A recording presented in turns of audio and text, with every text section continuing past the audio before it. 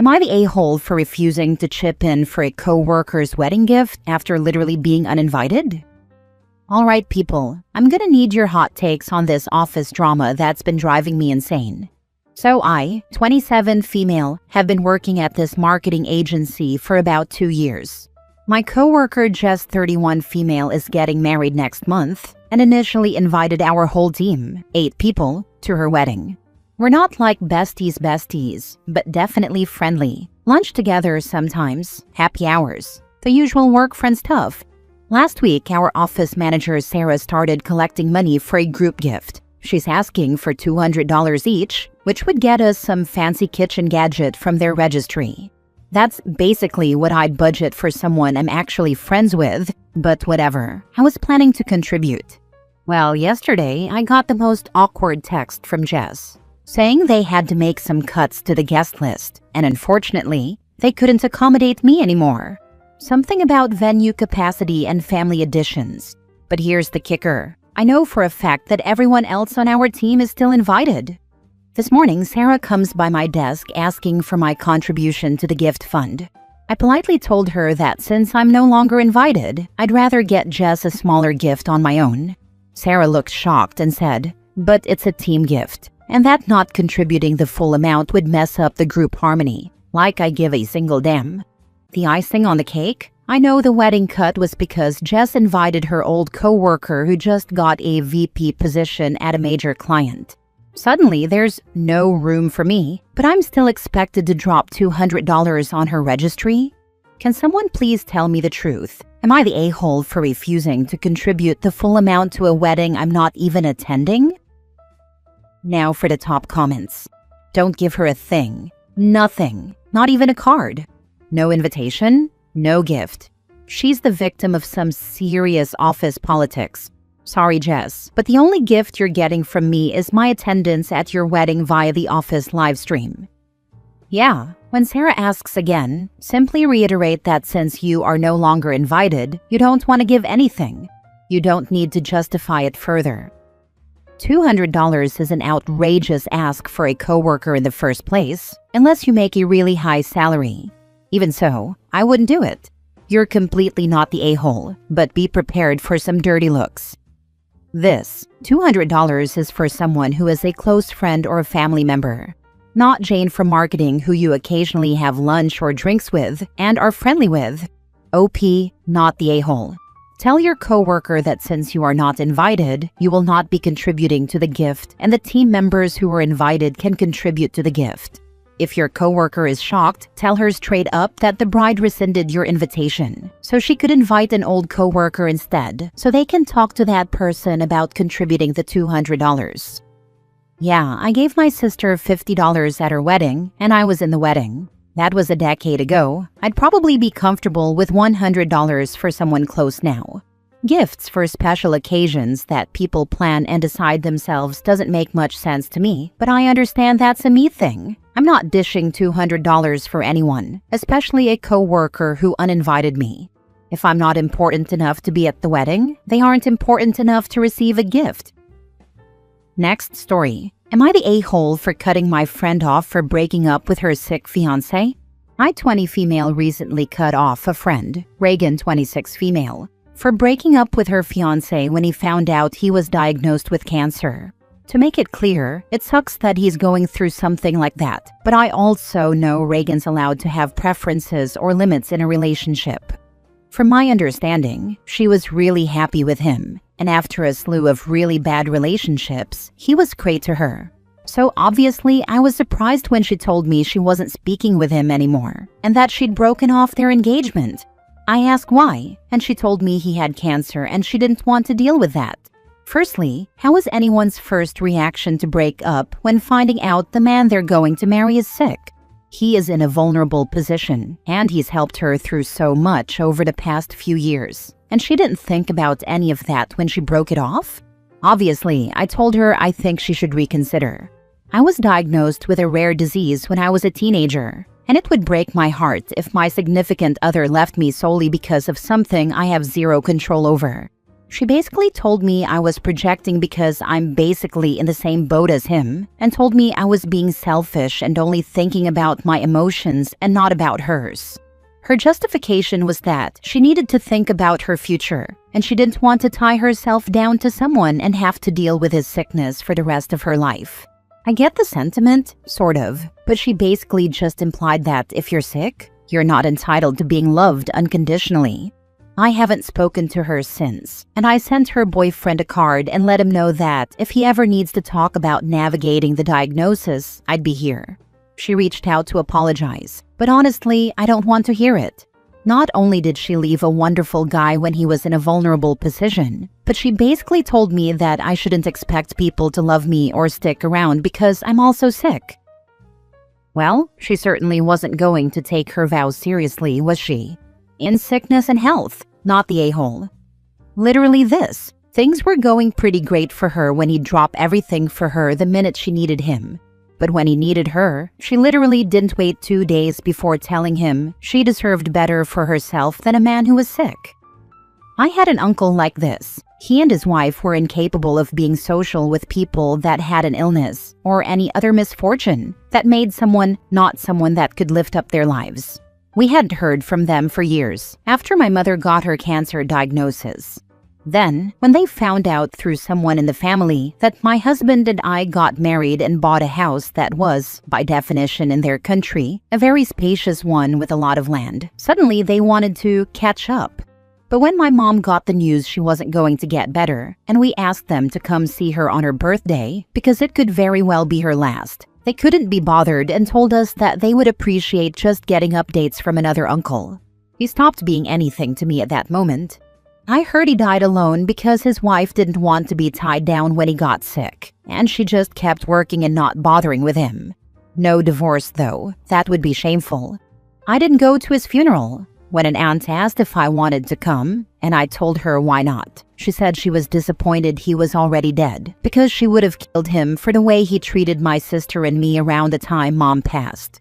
It's your friend's choice to drop her fiancé because of his health. It's your choice to drop her because of her acting like a twat. Sorry, inconsiderate human being. Not the a-hole. This hits very close to home for you, so your reaction makes total sense. The card you sent was very, very sweet. Poor man. You both deserve much better. I am sorry you lost a friend in the process. Not the a-hole, obviously. I hope he gets the support he needs to navigate this. It's so difficult to go through something like this when you're still relatively young. I think he's 27 to 28. And I hope when things start looking up for him, he finds himself a woman who will stick with him through sickness and health. This situation is honestly making me lose hope in relationships, and I know it's something I'll think about in future relationships, and that sucks. Next story. Am I the a-hole for refusing to forgive my friends for keeping my boyfriend's cheating a secret? I just got out of a 6-year relationship after finding out my boyfriend had been cheating on me for months. The worst part? Almost all of my closest friends knew, and no one told me. We've all been part of the same friend group since college, hanging out every weekend, taking trips together, and supporting each other through everything. Or so I thought. A few weeks ago, I got a message from a girl I didn't know. She told me she had been seeing my boyfriend and just found out he was in a relationship. At first, I thought she was lying or mistaken, but she sent screenshots, texts, photos, even a video of them together. I felt like my whole world shattered. When I confronted my boyfriend, he admitted everything. He had been cheating for nearly a year, and my friends knew. They saw him flirting at parties, caught him sneaking off with her, and even overheard conversations about it. When I asked them why they didn't tell me, they gave me excuses. It wasn't our place. We didn't want to be involved. We thought you might already know.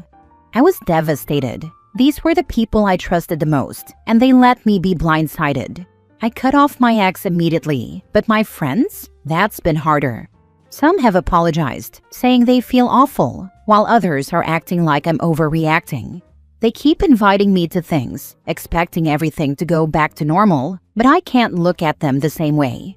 Now they're saying I'm being unfair by holding this against them, that I shouldn't throw away years of friendship over this. But they knew, they saw, and they chose to stay silent while I was being lied to. Now they expect me to just move on like nothing happened? But how can I ever trust them again? Am I the a-hole?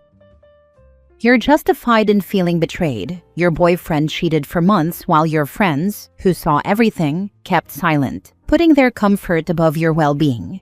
It's natural to pull back from both him and those friends who failed you, and setting boundaries or taking space isn't overreacting, but a healthy way to protect yourself. True trust can only return if they acknowledge the hurt they caused and consistently show honesty and support moving forward. Until then, it's fair to prioritize relationships that respect and defend you. It's amazing that they said they didn't think it was their place or didn't want to be involved. If not your friends, who else should be involved? I mean, a freaking stranger who allegedly just found out he was in a relationship told her. If a stranger can understand that OP deserved to know, why would her friends think she didn't? Not the a-hole. They have proven they can't be trusted, and just like her boyfriend, they have to face the consequences of their actions, which means they are no longer friends. They're crappy people and not your friends. They know damn well that if the roles were reversed, they would have wanted you to say something. Tell them to buzz all the way off. This right here, they can all buzz off and keep on buzzing off till the end of time. I have to say that the friends are damned if they do and damned if they don't. Because from personal experience, I can say that being the person who tells their friend they are being cheated on is a thankless task and often ends with the friend getting all the fallout from the situation and losing the friend anyway.